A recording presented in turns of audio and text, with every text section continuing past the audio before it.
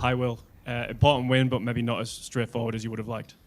Yeah, obviously most important thing is the win, which is what we aimed to do at the start of the game. Obviously incredibly tight, full credit to Nepal. They were absolutely outstanding, bat ball in the field, running between the wickets. They pushed us right to the very limit there. That's World Cup cricket. It's going to be tough. We saw every game yesterday, incredibly tight. Multiple games could have gone either way, and same again today. So it's a good start to the tournament. What was going through your head when Nepal needed just 10 to win from the last over? Yeah, well, I was nervous, very nervous. My heart was thumping out there on the boundary. I had confidence in Sam. He's done that quite well. I played with him at the Invincibles, and he's defended the last over well a few times. And credit to him, that was brilliant the way he nailed his Yorkers and held his nerve. I was going to say, just how good is Sam Curran at the death? He's been through his ups and downs in the last few years since winning Player of the Tournament at 2022, but yeah, he's shown there that he's obviously a class act. Yeah, he is very class in those pressure situations. He's able to think very clearly. He's got very good understanding of the game, which he's shown, obviously, like you say, Player of the Tournament and man the match in the World Cup final. He was absolutely brilliant there, and today he's won us that game. It was ebbs and flows the whole way. I thought at times in the chase we were ahead, they were ahead, and then thought it was almost lost with 10 balls to go, and so we're obviously very pleased to come out on the right side. And just lastly from me, your cameo there at the end of England's innings, I sort of like really settling into that new role you've got. Yeah, personally, I'm quite happy with that. I haven't had, even though I've been in that position at 7 for a while, I haven't actually had much time in the middle.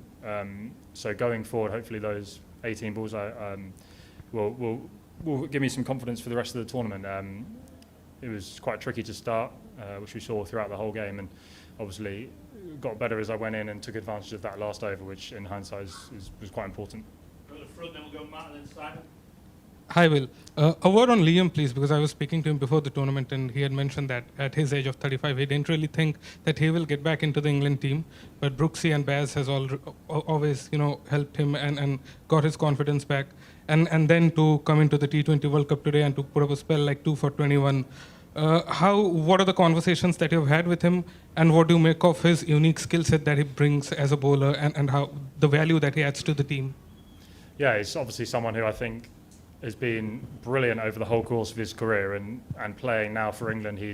I think he's really cherishing that and really just enjoying every moment here. He's incredibly talented, and the skill set that he has is quite unique. He's able to hit the stumps at incredibly high percentage, undercut the ball, and predict what the batsman's going to do.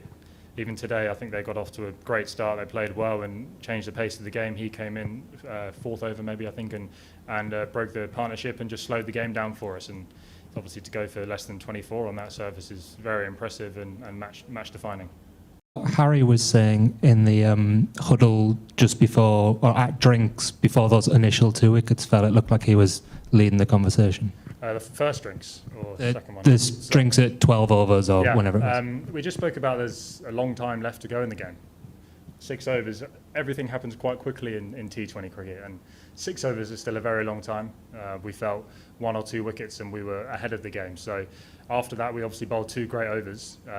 Sam and can't remember who it actually was, but we bowled 2 very good overs, and all of a sudden we were ahead, and that's how quickly the game can change. I think he was very good there at keeping level-headed. Josh spoke as well, and I think those experienced guys are obviously crucial when those press situations come around.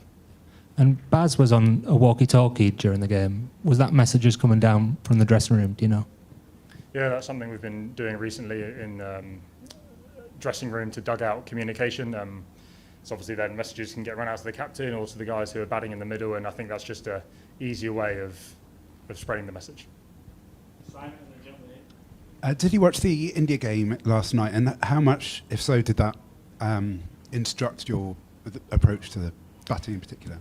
Yeah, I did. It was a great game to watch, very interesting game, and as it's another close game, and it shows that no game in this World Cup is easy. Every single team is incredibly talented, and I really enjoyed watching that game.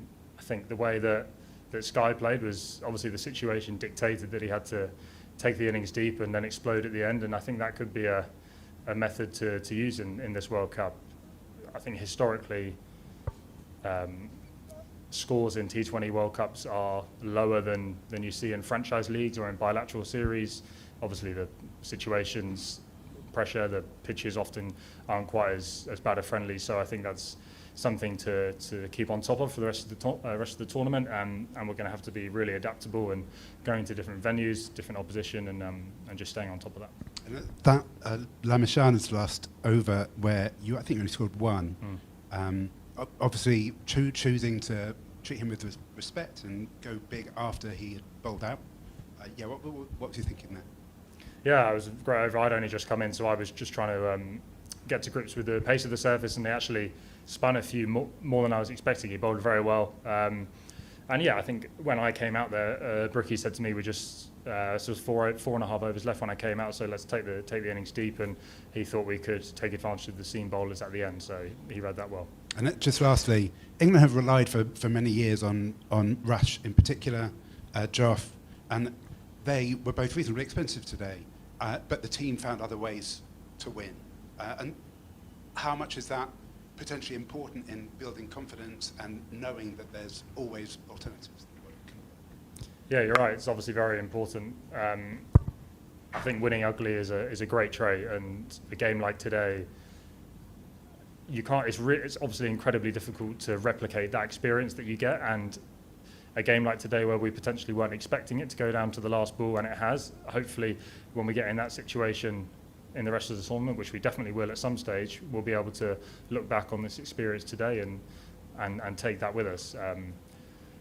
Other people stand. You need 15 players in the squad to win the World Cup, and everyone standing up at some stage is going to be important, and today was good for that. 4 more, 1 here, VJ, then 2 at the back. Yeah, Will, you spoke about rise of the associates yesterday. Did you expect the game to go this close? And at the innings break, after your innings, did you think Nepal would give you run for money at the end?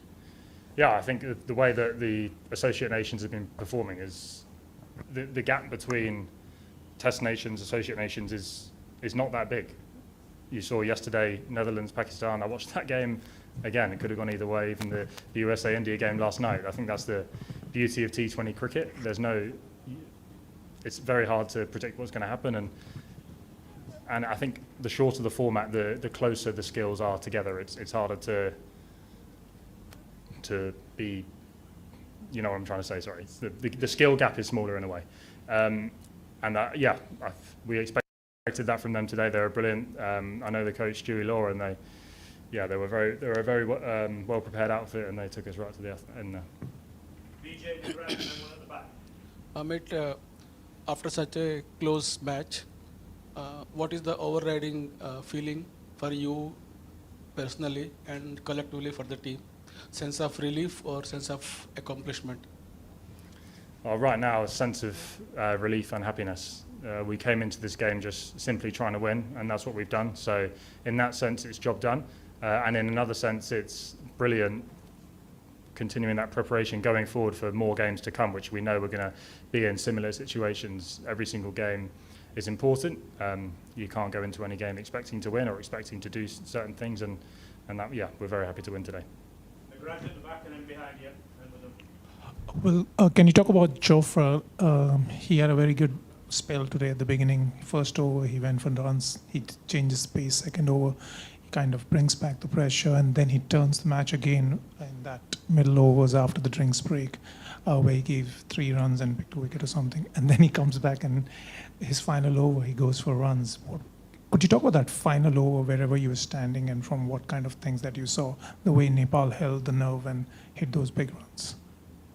Yeah, I think one of Josh's good skills is that he was pace on in the first over and got some tap, but then when he came back for his next few overs, he adjusted to the conditions. He used his slow ball very well, which for a guy who can bowl his pace can be hard for everyone to adapt to. So he did that very well, and they hit some great shots off him in that 18th over, I think it was. I think when I look up the big screen, as slow ball, good length, and he smacked him down the ground for 6. And sometimes you just have to say good shot, which is what I was thinking for a lot of the time today. They hit some brilliant shots off some of our best bowlers. Joff's such an important player for us, whether it be with a new ball or at the death, and he's going to come back stronger. The last one at the back.